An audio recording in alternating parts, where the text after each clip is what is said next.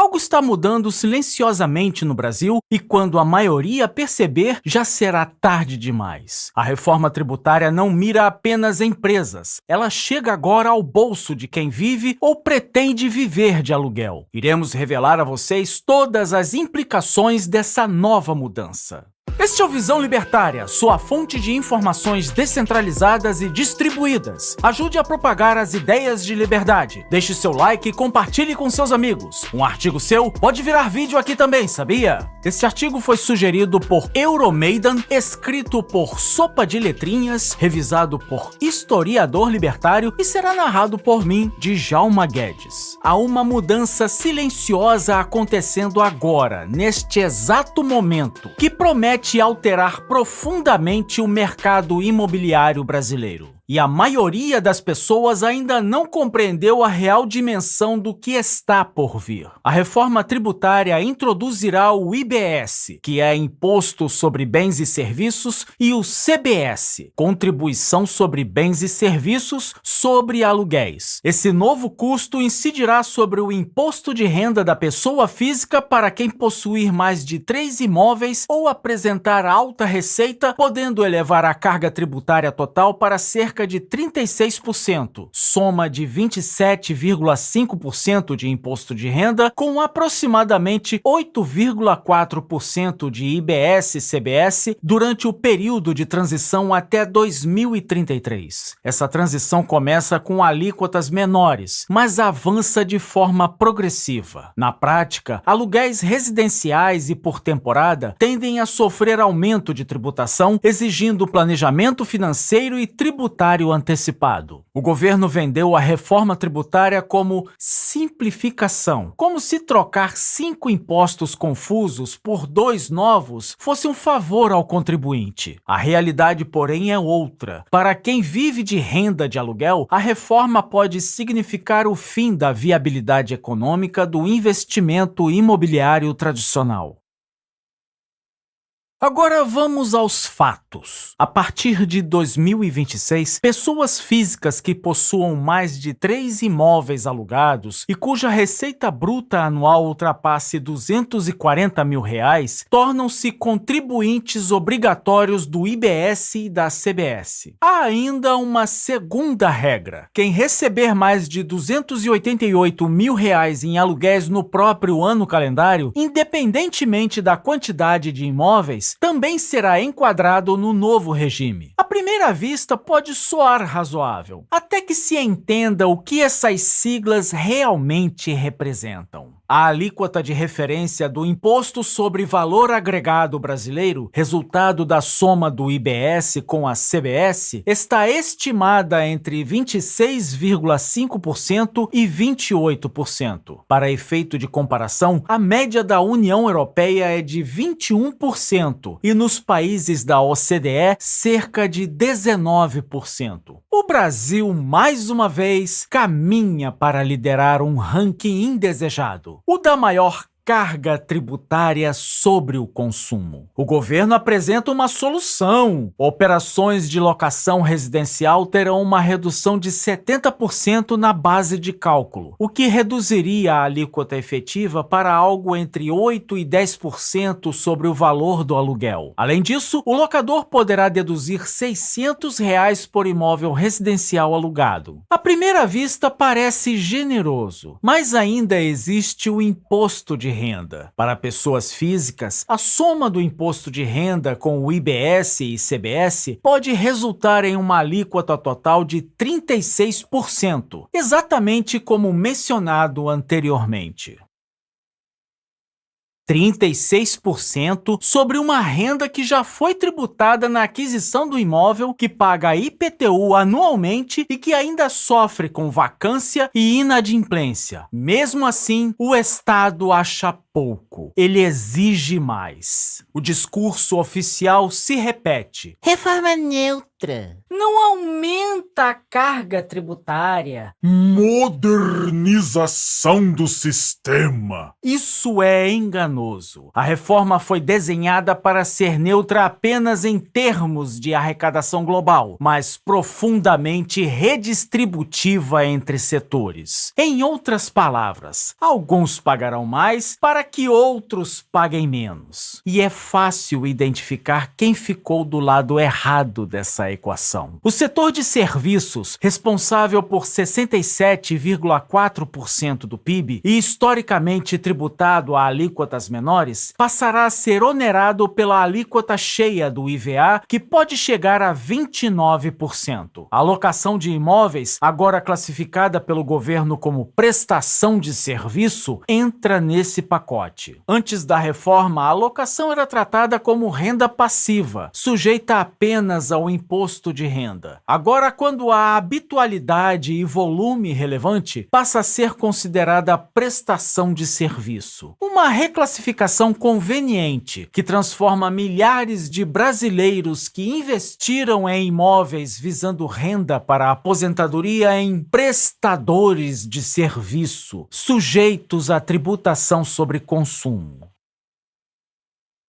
A realidade é simples. O Estado está quebrado, precisa de dinheiro e encontrou uma fonte de arrecadação fácil. Imóvel registrado em cartório não foge. E com a criação do Cadastro Imobiliário Brasileiro, o chamado CPF dos imóveis, a partir de 2026, haverá um Banco Nacional de Dados sobre imóveis urbanos e rurais, permitindo o cruzamento direto de informações com a Receita Federal. O Big Brother chegou ao mercado imobiliário. Façamos as contas que o governo evita apresentar. Imagine que você possua 4 apartamentos alugados por R$ 2.500 cada, totalizando R$ 10.000 mensais ou R$ 120.000 anuais. À primeira vista, você não se enquadraria nos critérios de habitualidade.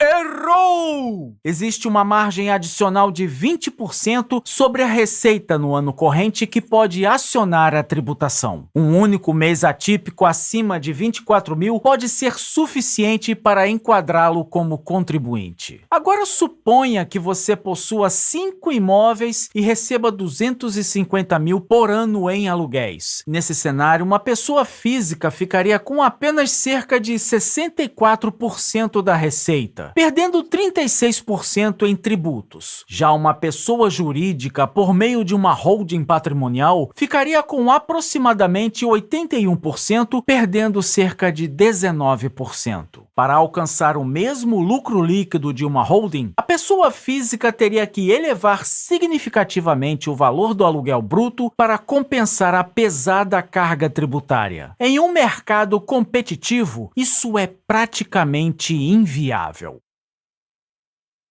Há ainda outro problema: a perda de competitividade nos aluguéis comerciais. A pessoa física que não é contribuinte de IBS e CBS não consegue oferecer créditos tributários ao inquilino pessoa jurídica. Já uma holding, por definição, sempre poderá fazê-lo. Na prática, mesmo quem não atinge os limites de habitualidade se torna menos atrativo para empresas locatárias, que naturalmente preferirão imóveis cujos aluguéis gerem créditos fiscais. O Estado criou artificialmente uma classe de investidores privilegiados, aqueles com estrutura e capital para constituir holdings, e empurrou o pequeno proprietário para a irrelevância. Especialistas alertam que o impacto tende a ser mais intenso no mercado imobiliário de alto padrão, onde a busca por rentabilidade é maior. Somado aos juros elevados, o cenário pode formar uma verdadeira tempestade perfeita. Mas o efeito não ficará restrito ao topo. Com a queda da rentabilidade dos imóveis de luxo, investidores migrarão para outros ativos. A oferta de imóveis para locação diminuirá, os preços subirão e os inquilinos sentirão o impacto.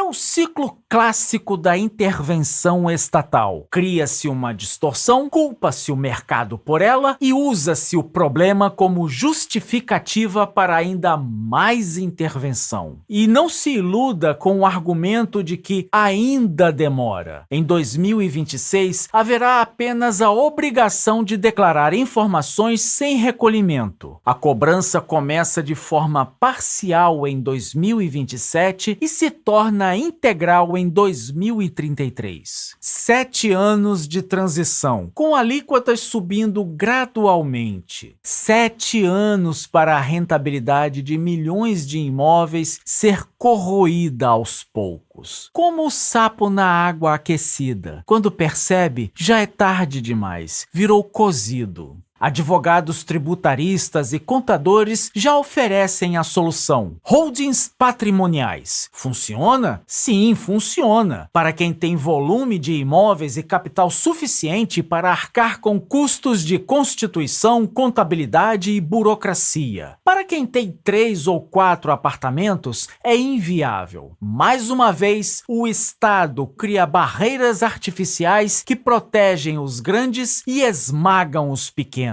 E depois atribui o problema à concentração de renda. A verdade incômoda é que a concentração no mercado imobiliário tende a piorar por causa da reforma, não apesar dela. Pequenos proprietários venderão seus imóveis a grandes fundos e holdings que operam com eficiência fiscal. A popularização do acesso à propriedade ficará ainda mais distante. Quer prever o futuro do mercado imobiliário brasileiro? Observe países que já seguiram esse caminho. São Francisco, Nova York e Berlim são exemplos claros. Regulação excessiva, tributação pesada e burocracia crescente resultaram em escassez de oferta, mercados paralelos e preços proibitivos. O Estado intervém em nome da justiça social e da função social da propriedade. A rentabilidade desaparece, investidores saem do setor, a oferta cai e os preços disparam. Em seguida, o governo culpa a ganância dos proprietários e promete mais intervenção. É um círculo vicioso alimentado pela incapacidade ou recusa deliberada de entender que mercados funcionam com base em incentivos. Aqui está a questão central. Por que o Estado precisa tributar tudo? O imóvel é adquirido com dinheiro já tributado. Paga-se ITBI na compra, IPTU anualmente e TCMD na herança. E quando finalmente há algum retorno, o Estado exige mais uma fatia significativa da renda.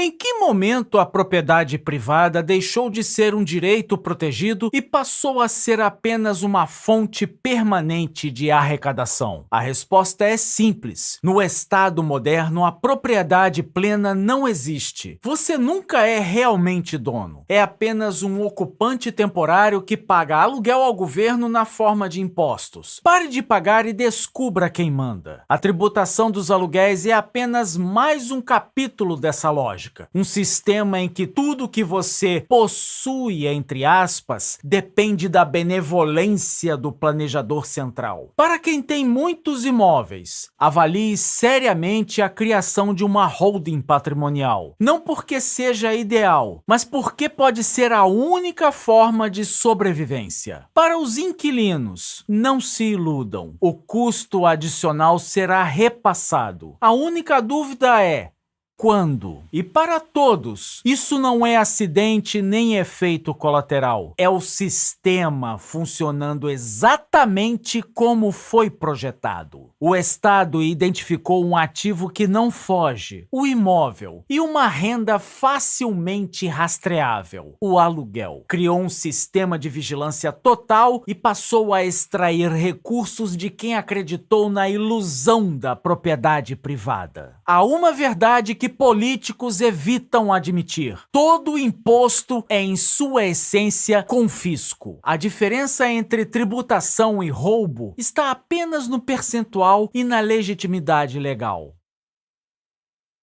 Quando o Estado fica com 36% da renda de aluguel, não está promovendo justiça social. Está se apropriando do fruto do trabalho e do investimento alheio sob a ameaça implícita de coerção. E a ironia final? Ao defender a reforma, o ministro Paulo Teixeira voltou a usar o discurso da paz por meio da redistribuição forçada. Agora, essa lógica é aplicada ao mercado imobiliário urbano. A história se repete porque ninguém aprende. Os mesmos erros são cometidos geração após geração, sempre com a promessa de que dessa vez será diferente. Não será. O superimposto vem aí e a maioria só perceberá quando já for tarde demais. Você foi avisado.